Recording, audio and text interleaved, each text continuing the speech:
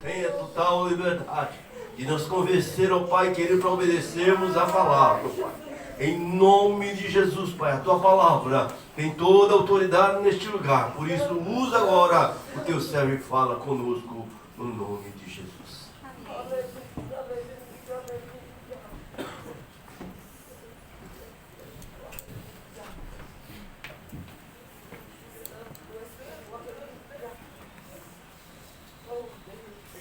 Aleluia.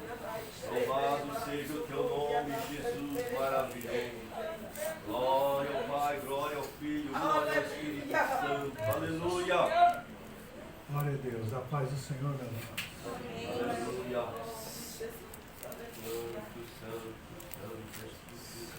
O culto de Santa Ceia é um culto de comunhão, de memorial, de agradecimento e de intimidade.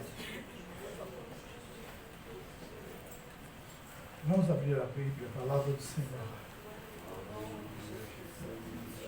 1 Coríntios capítulo 11.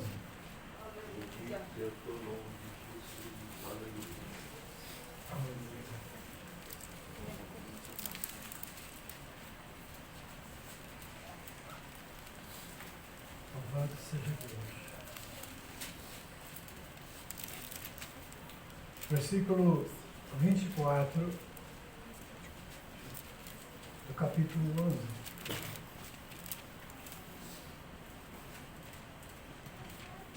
E tendo dado graças, o partiu e disse: tomai e comei, isto é o meu corpo que é partido por vós.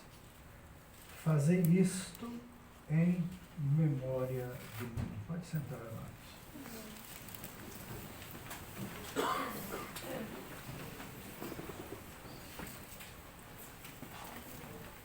Glória a Deus. A Santa Ceia, amados, é um momento que deveria ser dos mais importantes para a vida de todo cristão.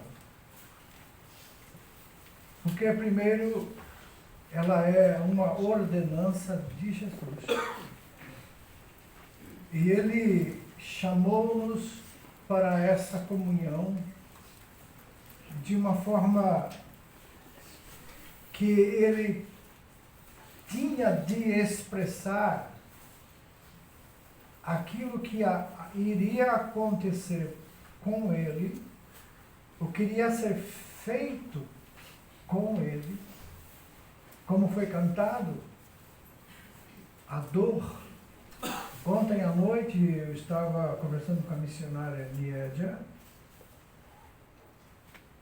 e falando sobre sofrimento, e muitos de nós não temos ideia do que é realmente um sofrimento. A vergonha, o vexame, a tortura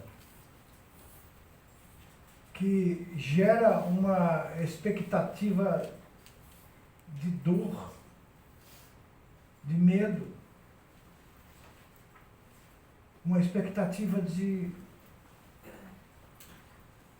terror. E é isso que o terrorismo faz. Eles aterrorizaram Jesus de todas as formas, ameaçando-o, batendo nele, cuspindo nele, ultrajado de todas as formas.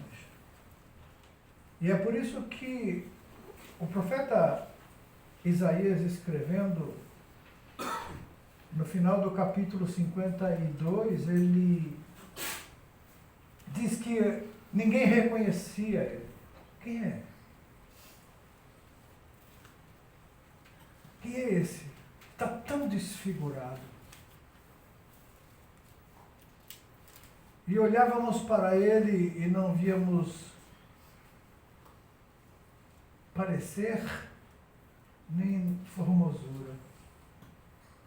Era o mais indigno entre os homens. Era um homem de dores, era um homem experimentado nos trabalhos. Mas a Bíblia diz, nós não fizemos dele caso algum. Mas ele foi ferido pelas nossas transgressões. Ele foi moído pelas nossas iniquidades. E o castigo que nos traria a paz estava sobre ele. E pelas suas feridas, nós saramos. Então, a dignidade de Cristo foi exposta. A zombaria que ele na cruz ouvia das pessoas que passavam e olhavam para ele e diziam, está aí, esse que é o Filho de Deus, olha aí. Curou a tantos e olha aí onde ele está. Que valor que tem esse homem? E as pessoas riam, zombavam, escarneciam, batiam com um pau na cabeça dele, colocavam aquela coroa de espinhos. E para que o profeta Isaías relatasse que não se reconhecia o rosto dele. Inchado, ensanguentado, as barbas, o sangue correu na barba seca, aquela situação fica até sentir mal de se ver. Possivelmente os seus olhos estavam inchados, porque ele apanhou de pau, de soco, de tapa, de cuspidas, puseram uma venda nele, colocaram, depois de chicoteado, uma capa vermelha, como se fosse uma escarlate, como se fosse um rei, zombando ele, aí o rei dos judeus, olha aí. Eu vi um louvor que a pessoa canta que Jesus estava ali no meu lugar. Se eu fosse para a cruz, eu não salvaria nem eu. Mas Jesus foi, porque não tinha pecado, e ele sim pode salvar a todos. E ele sim, só ele podia pagar a cruz. Para representar todos os pecadores do mundo, somente Jesus. As pessoas pensam que ali tem um louvor antigo que dizia, sai dessa cruz, Jesus, aí é o meu lugar. Não sai não, Jesus. Na verdade já saiu, ele está vivo. Mas se eu não deixasse crucificar e fosse lá, vocês estavam todos perdidos também. Então o que temos de justiça para apresentar a Deus para merecer alguma coisa, não é verdade? Mas ele está aqui falando, faça isso em memória de mim. Faça isso é uma ordem. Em memória do seu amor, em memória de mim. Eu amei vocês, olha o que eu fiz, eu me entreguei por você. O que você faz por mim? O que você faz depois que eu te dei aquilo que jamais você poderia fazer? Nenhuma obra do homem, nenhuma bondade humana poderia suprir a necessidade desse momento em que Deus lançou sobre Cristo toda a nossa maldade, todo o nosso pecado. A ira de Satanás naquele momento era tão grande. Primeiro que ele sabia que aquela realização era o fim do poder de Satanás sobre o mundo. Aquele momento de Cristo na cruz seria o que arrebataria das mãos do diabo o poder de controlar a humanidade. Pois a partir daquele momento, quem cresce em Jesus seria liberto de todas as transgressões, do poder do pecado, pois a humanidade está debaixo do poder do pecado. Você vê essas coisas que acontecem, essas pessoas estão tão certas que estão certas, que nem sabem o fim delas. Elas falam como se soubesse, como se conhecesse, como se aquilo não fosse nada, que isso realmente seria uma liberdade. Na verdade, elas estão escolhendo a escravidão que mais lhe agrada. Os pecados dos homens, eles só podem ser retirados a partir do sangue de Jesus Cristo. No passado, quando as pessoas sacrificavam, eles matavam o animal para substituir o homem, porque devia morrer por causa do pecado. Sem derramamento de sangue não há remissão. Então o animal era morto, o sangue do animal era colocado diante de Deus pelo sacerdote, para que aquela culpa do homem fosse coberta. Isso é, o pecado não estava, continuava, a condenação continuava, mas aquele sangue sobre a pessoa, que era do animal, que representava ali o sangue da pessoa, mostrava para Deus a fé daquele ofertante no sacrifício perfeito que viria. E é por isso que Jesus, se ele não fosse a cruz, como até Pedro desejou, e Jesus o repreendeu chamando de Satanás, se Jesus não fosse aquela cruz, hoje não estaríamos aqui. Os que sacrificaram no passado perderam o tempo. E como Paulo disse, se Cristo não ressuscitou, é vã a nossa pregação e também é vã a sua fé. Mas porque ele ressuscitou, ele vive. Aleluia. Ele é Senhor. Todo o poder o Pai deu nele, para ele nos céus e na terra. Ele tem hoje nas suas mãos a chave da morte e do inferno.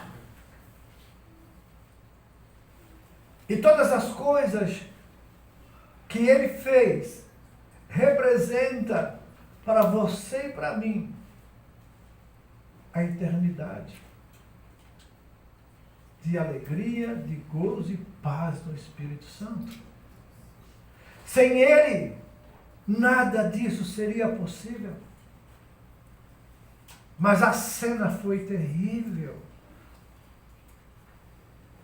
Como se costuma dizer, a salvação é de graça, mas não foi de graça. Custou muito alto. Agora, nós como crentes temos que entender uma coisa. A salvação foi de graça, mas ser crente não é de graça. Ser crente, você tem que ouvir o que Jesus falou. Quer ser meu discípulo? Negue-se a si mesmo. Tome cada dia a sua cruz. Cada dia a sua cruz. E siga-me.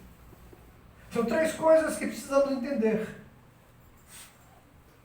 Eu fui comprado, lavado, remido, salvo, perdoado pelo poder desse sangue.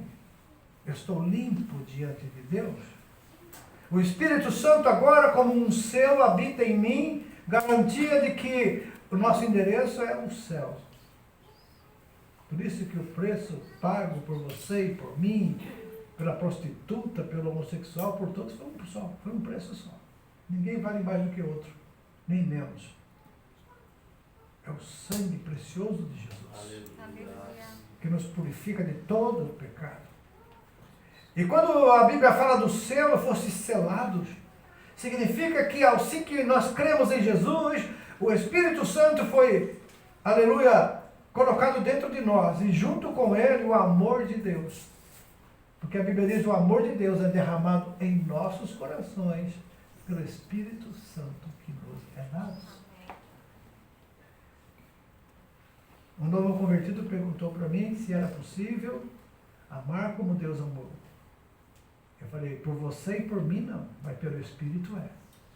Porque o fruto do Espírito é amor. Ele divide em nós, é como se fosse uma... Não tem frutos do Espírito, tem fruto.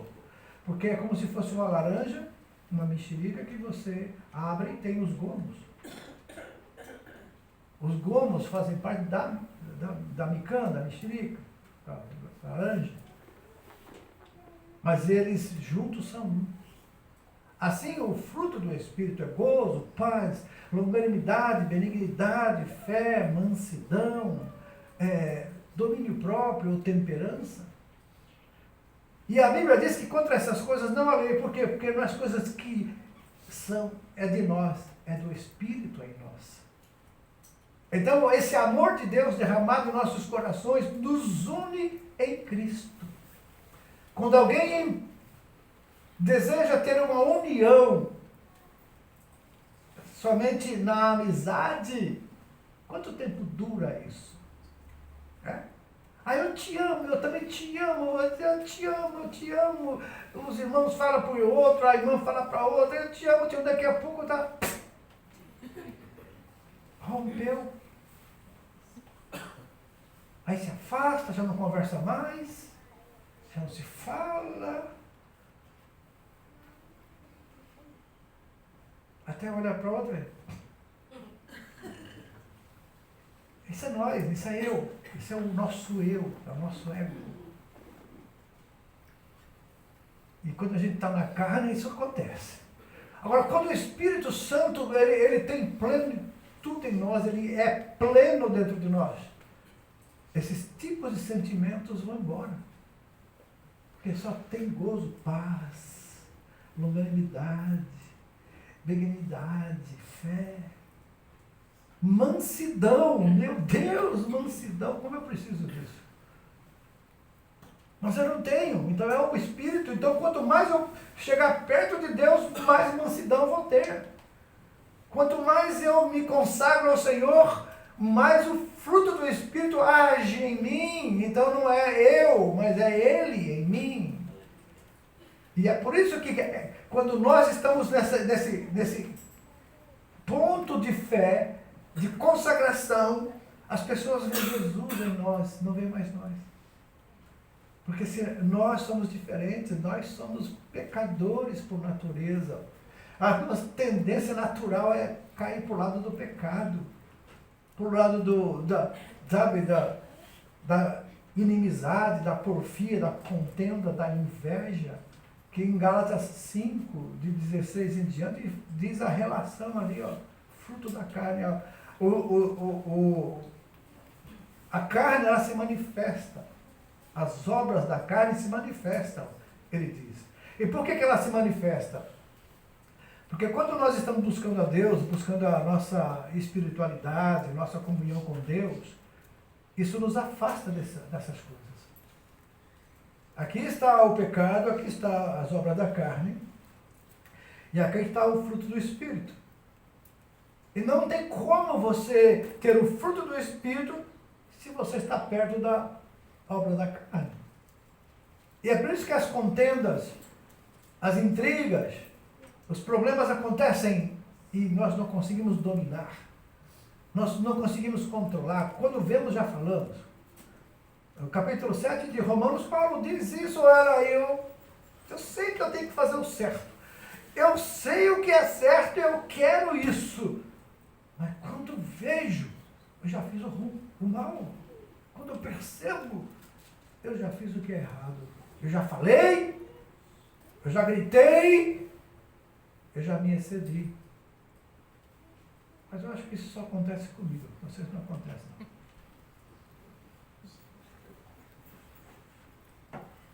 Então, quando nós observamos isso, nós falamos assim, o que fazer? Assim, a única coisa que você tem que fazer para resolver esse problema é correr aos pés do Senhor. É orar, é ler mais a Bíblia, jejuar. Porque aí você vai diminuindo a força do seu eu, do seu ego, de si mesmo. Negar a si mesmo, quando Jesus falou isso, negue-se a si mesmo. Se você quer ser meu discípulo, negue-se. Isso é, o seu eu, o seu ego agora já não é mais importante. O que importa agora na minha vida é o que Deus quer de mim. E para que eu saiba o que Deus quer de mim, eu vou para as Escrituras, eu vou abrir a boca de Deus. Abre a boca de Deus. E comece a ler. Eu estava lendo a palavra, eu estava meditando na morte de Cristo, porque os louvores que a gente canta falam muito, mas a gente canta muitas vezes sem sentir, sem saber exatamente o que aquelas palavras querem dizer. Esse sentimento, ele tem que vir em nós como uma maneira de agradecimento, de arrependimento e de desejar essa nova vida. Desejar viver esse pleno convívio com a natureza de Deus. Porque nós temos essa natureza agora, mas a natureza humana pecaminosa ainda está em nós. A Bíblia chama de homem inferior. E quando fala homem, aqui fala criatura, é o criado, homem e mulher. Homem inferior. O que é o homem inferior? O homem do pecado, o homem da tendência natural para o mal. Mas quando fala do homem interior, é o Espírito Santo que agora dentro de nós criou essa natureza. O nosso espírito que estava morto, ao crermos em Jesus, ele revive. Por isso que a Bíblia chama nova criatura. É o espírito que está morto. Ele revive quando Jesus Cristo é recebido, quando o Espírito Santo habita agora em nós, ele... Então é como se acendesse uma luz. Eu falei para os irmãos que na Califórnia eu estava dentro de uma igreja, lá quando fui visitar meu filho, e durante o culto, as pessoas ali assistindo, o pastor faz o convite no final do culto para as pessoas virem a Jesus, e algumas pessoas foram à frente, o culto termina, as pessoas desaparecem, mas antes do culto terminar, elas vêm com uma lâmpada na mão. Cada uma delas com uma lâmpada na mão. E na parede da igreja, do lado direito, quando eu olhei, tinha um nome Jesus bem grande, extenso, tomava quase toda a parede da igreja. Jesus. E havia luzes acesas, mas havia alguns lugares que ainda não estavam acesas as luzes. E a pessoa que tinha aceitado Jesus ia até lá e colocava aquela lâmpada, a luz acendia. Exatamente isso que acontece quando alguém aceita Jesus. Do céu Deus olha e vê luzes acesas, mas tem trevas. E cada alma que se ganha para Jesus, uma lâmpada se acende. Na terra, uma luz brilha, porque nós estávamos mortos nos nossos delitos e pecados. Não tínhamos esperança nem paz no mundo. Mas após Jesus Cristo, nós nascemos de novo, somos novas criaturas. O Espírito iluminado agora pelo Espírito de Deus nos une a Cristo Jesus para sempre. E nós não podemos nem devemos imaginar-nos sem Jesus. Sem Ele, nada podemos, nada somos, nada temos. Porque tudo que esse mundo pode oferecer vai ficar aí. Mas aquilo que você e eu temos através desse momento de lembrança, de memorial, que ele diz aqui, façam isso em memória de mim. Quando a gente faz essa memória, a gente vai lembrar, ele morreu por mim. Ele deu a vida por mim. Ele se entregou, ele foi humilhado, ele passou por um vexame tão grande, tão humilhante, tão doloroso, tão triste. E a coisa que mais faz alguém sofrer não é quando ela faz alguma coisa errada e tem que pagar o preço. Mas é quando ela não faz nada e é culpada, é julgado culpado pelos outros. Esse que dá a maior dor. A injustiça. Né? Que coisa injusta, eu não fiz nada. E está me fazendo tudo isso, mas eu não fiz isso, eu não fiz nada. E a gente se sente mais dolorido ainda. Imagina o Filho de Deus, que ele, a Bíblia relata, que ele não se usurpou ser igual a Deus, mas ele, renunciando toda essa glória, rebaixou-se até tomar um corpo, que Deus preparou um corpo para Jesus. E ele agora adquire os mesmos sentimentos e vontades e desejos que você e eu sentimos, tanto os bons como os ruins. A Bíblia diz que em tudo ele foi tentado. Você pensa que Jesus não foi tentado? A Bíblia diz que em tudo. Em tudo, então é em tudo. Em todas as áreas da vida. Jesus foi cercado de prostitutas, de pecadores, de homens corruptos. Até o seu tesoureiro, que era Judas, era um ladrão. Ele roubava até as ofertas. E mesmo assim ele não rejeitou Judas, lavou até o pé dele. E Judas ia traí-lo logo depois que Jesus lavou seus pés. Então, que tipo de amor que nós estamos falando aqui? É um amor condicional? Não, não tem condições. Porque se fosse por condição, você e eu estávamos fritos. Não havia esperança nenhuma para nós.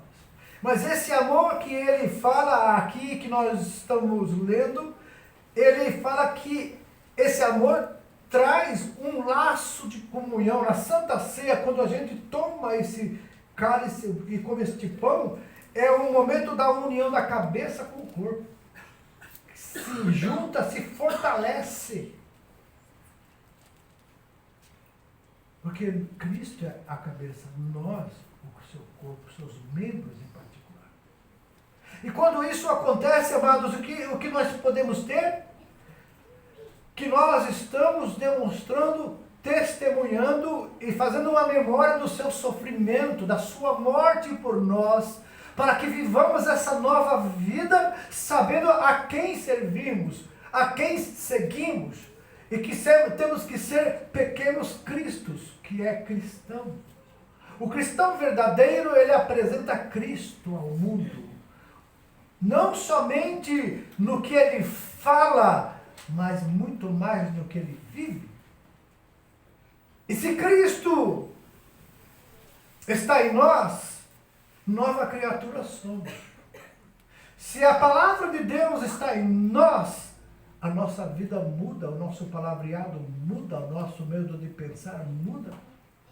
E isso é comunhão no corpo de Cristo. A harmonia de um corpo humano é incrível. Os cientistas, eles ficam admirados de ver como todas as coisas do corpo são perfeitas e atendem à necessidade de cada órgão do nosso corpo, como o sangue, os músculos, os nervos, as células. Eles ficam impressionados de ver a perfeição dessa criação. Cada órgão do nosso corpo tem a sua finalidade. E para que ela funcione, tem que correr ali o sangue pelas veias do corpo. Tem que ter a água suficiente, tem que ter até as bactérias que temos. Você tem na sua boca muitas bactérias que não podem ser mortas, porque elas que defendem você de outras doenças. Tem muita gente que pega esses higiene bucal, como Listerine e outros, e usa todo dia, vai pegar doença. Porque você não pode tirar essas bactérias que tem na boca, que são elas que defendem o seu organismo das outras bactérias destrutivas. Então, como diz, é um bicho comendo o outro para você viver dentro de você. E quem pensa que não é assim, é só ver o que acontece com muita gente que está doente, porque não sabe a diferença do que o corpo é e a perfeição que o corpo tem. Por isso que Deus, já na natureza, deixou todas as ervas suficientes para nos curar o corpo. Mas, infelizmente, hoje em dia, se você fala para um médico depende dos médicos, se você fala de uma planta que pode curar você, ele vai dizer, isso não vale nada, isso não adianta, isso não presta. Por quê? Porque ele tem que vender o remédio, a química.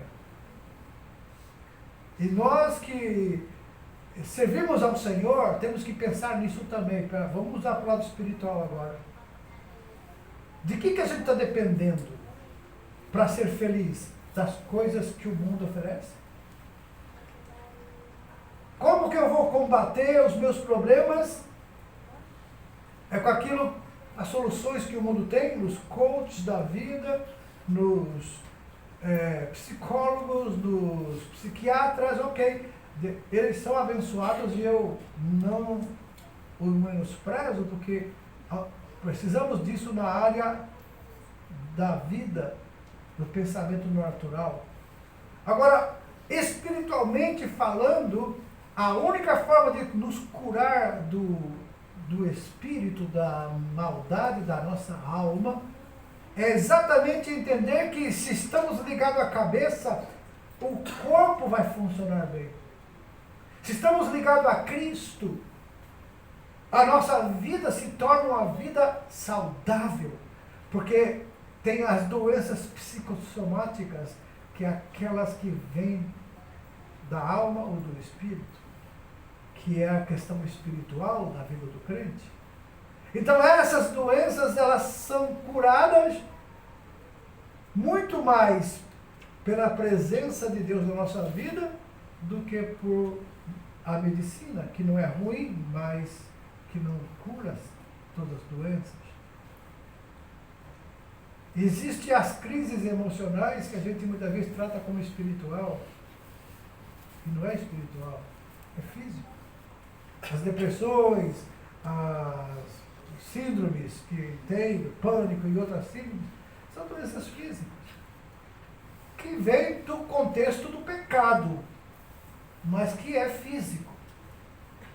E tem as doenças espirituais, as crises espirituais, porque nos afastamos de Deus. Porque nos tiramos daqui e vamos para cá. Tentamos resolver os problemas nossos do lar, da família, financeiros. E tentamos com a nossa força, com o nosso jeito, muitas vezes trabalhando de noite, para cobrir situações em que, se nós estivermos buscando em primeiro lugar o reino de Deus e a sua justiça, a promessa dele é que vai suprir aqui. E aí você fala, não, mas se eu não trabalhar, eu não ganho. Ganha e precisa trabalhar. Mas a Bíblia diz que a bênção do Senhor é ela que enriquece e não acrescenta dores. Sabe o que significa isso, irmãos? A fidelidade ao Senhor, ao buscar o seu reino e a sua justiça em primeiro lugar, Deus garante que tudo na sua vida vai prosperar. Porque todas as coisas vão contribuir para o bem daqueles que amam a Deus e andam segundo o seu propósito, a sua palavra. Romanos 8, 28. Se nós andarmos dessa forma, podemos esperar bênçãos, podemos esperar santificação, podemos esperar alegria no Senhor, porque a alegria nele nos fortalece, nos ajuda, nos levanta, nos deixam felizes. E quando nós esquecemos da palavra, não temos tempo para ela, nós começamos a criar crises em nós. Porque a falta dessa comunhão com Deus traz crises, e crises existenciais, das quais nós não entendemos nem nós mesmos. Sofremos, procuramos o culpado disso, e às vezes acusamos família, filhos, marido, esposa, queremos achar um culpado. E Tiago fala que Deus não ouve muitas vezes nossas orações porque elas são orações egoístas, que só pensamos em nós mesmos. E precisamos tomar cuidado com a síndrome de Lúcifer. Qual é a síndrome de Lúcifer, pastor? Eu irei, eu subirei, as mais altas nuvens irei, no trono de Deus me assentarei, e como Deus serei. Isso é tão terrível que o diabo foi derrubado do céu por causa disso, Lúcifer caiu por causa disso. Até ontem eu estava conversando com os irmãos, falando assim, foi hoje, né, né, irmão Henrique? Nunca diga para a pessoa, você é um anjo que caiu do céu na minha vida. Só tem um anjo que caiu do céu e trouxe uma terça parte, foi Lúcifer. Mas você pode dizer, você é um anjo que Deus enviou na minha vida. Então isso nos mostra esse relacionamento. O ego nos afasta de Deus exatamente porque essa foi o que destruiu Lúcifer no céu, tirou ele de lá. E quando ele chegou na terra, o que ele fez para derrubar o homem? Se você comer dessa fruta, como Deus você será. Mesmo desejo e orgulho do coração dele lá na glória, ele joga no seu coração. E você sempre está sendo o que eu acho que é o eu. Eu posso, eu consigo, eu sei, eu tenho, eu... Quem somos nós, amados? Quem somos nós? Partículas microscópicas de pó. Num Deus que criou tudo isso e se diminuiu tanto para chegar igual a nós. Entrar no ventre de uma mulher, de uma virgem, e ali ser gerado, crescer como uma criança normal e morrer na cruz no seu lugar. Aí sim no seu lugar, né? Por causa do pecado que você não podia pagar lá, não adiantava, então ele vai lá e deixa que eu vou lá. Você não resolve não. Se você for lá não vai adiantar nada, deixa que eu vou. Então ele foi. Ele fez. E agora o que ele pede? Lembre-se de mim. Faça um memorial. Toma a Santa Ceia. É especial. É o mandamento dele, mas para que lembrarmos da morte dele. Lembrar da morte. Ele morreu por mim.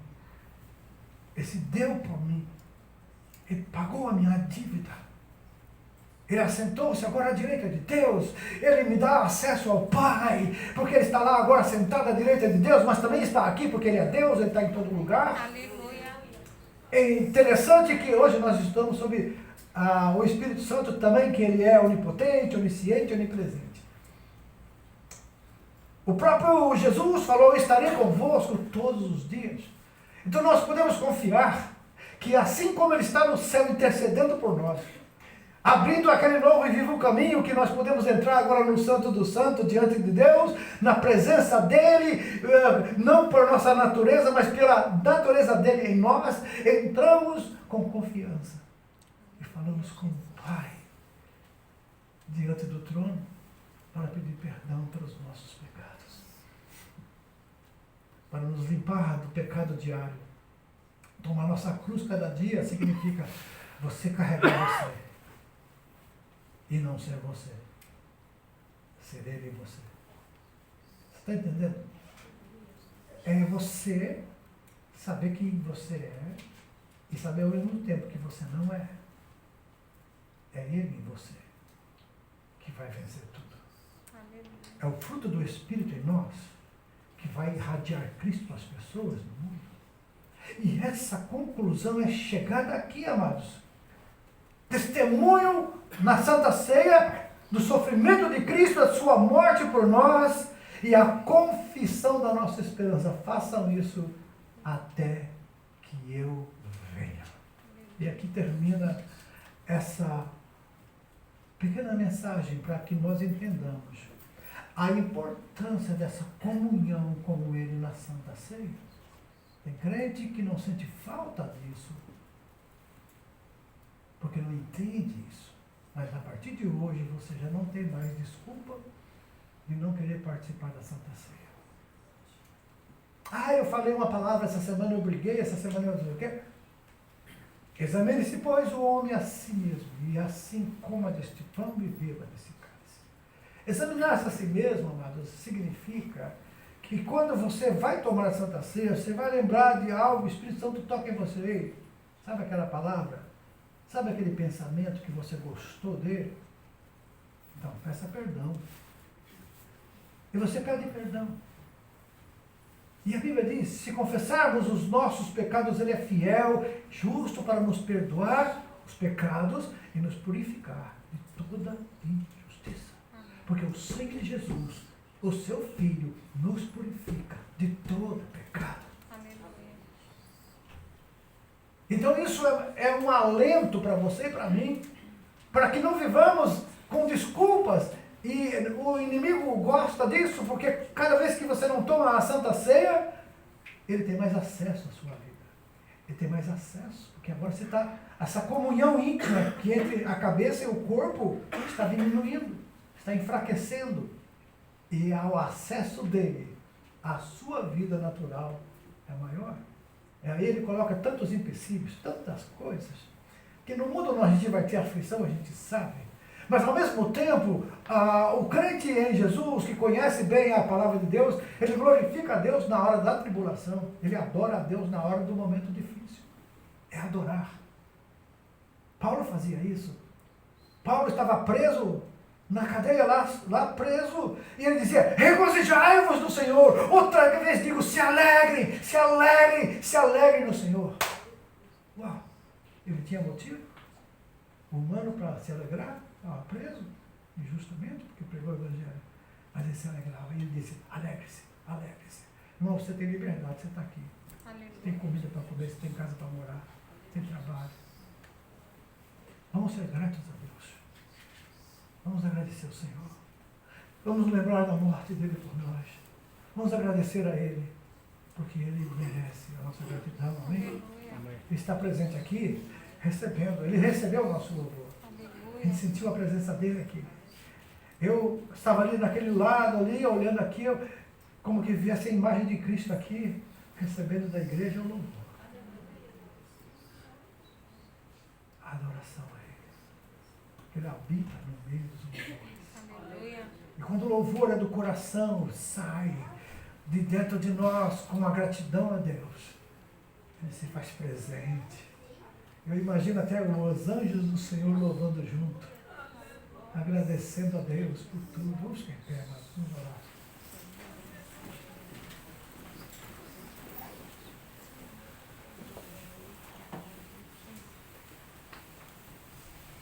Vamos ter esse sentimento hoje, a participar da ceia do Senhor. E lembrar de que Jesus passou para que isso fosse possível. Tomar a ceia dizendo obrigado. Obrigado, meu Senhor, obrigado. Obrigado pela tua ida à cruz. Obrigado, Senhor, pelo sofrimento, pela miséria, pela maldição que o Senhor passou por mim. Porque havia uma lei que dizia: maldito aquele que for pendurado no madeiro. Então a sua maldição, a minha, Jesus levou na cruz. Você hoje é livre. Não existe mais esse negócio de maldição hereditária depois de Jesus, viu, irmãos? Antes de Jesus tem todas. Depois de Jesus, Ele levou na cruz. Se fez maldito por você e por mim. Pagou o preço. Mas Ele consumou, aleluia, a sua obra e a sua missão. Está consumado. Aleluia. Agora, como você creu em Jesus, você está salvo, lavado, remido pelo sangue desse Jesus maravilhoso. Obrigado, papai. Obrigado por Jesus Cristo. Obrigado porque Ele se expôs a essa ignomínia, a esse desprezo. Ele se dispôs e se colocou, se entregou a essa vergonha. Por minha causa. Por nossa causa.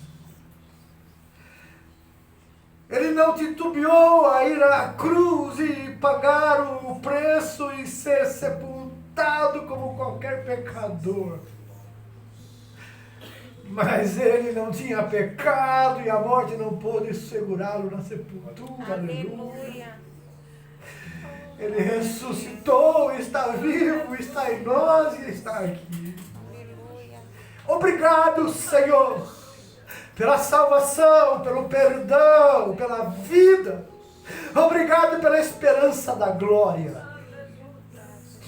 Que teu nome seja glorificado na nossa vida. perdoa as nossas transgressões. Limpa-nos agora pelo sangue do Cordeiro. E dá-nos, Senhor, aleluia, pela justiça de Cristo, o direito de participar desta mesa. Nós oramos e te agradecemos, Pai, em nome desse Jesus maravilhoso. Amém e amém.